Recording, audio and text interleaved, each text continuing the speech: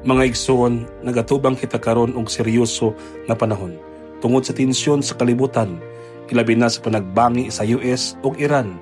Misaka ang presyo sa gasolina ug posibleng moabot og 200 kada litro. Unsa ang posibleng mahitabo sa unahan? Musaka ang pliti ug ang presyo sa pagkaon.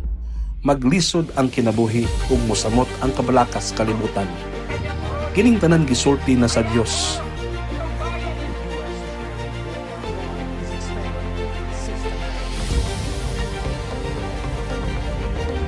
Gisulti kini sa Ginoo dili aron hadlokon kita apan andamon kita. Ang atong buhaton karon mao ang paglig-on.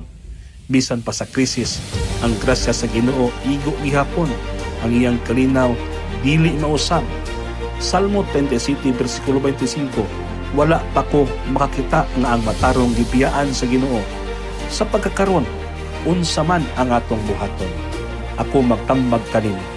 Una, lig-una ang imong pagtuo.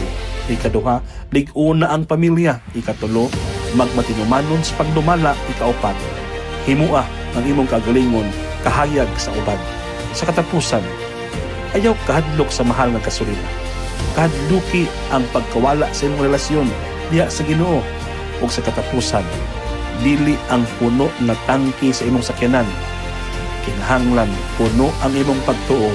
Kay sa katapusang mga adlaw, ang puno nga pagtuo maura gayud ang makabayon. Pag-ampo higala.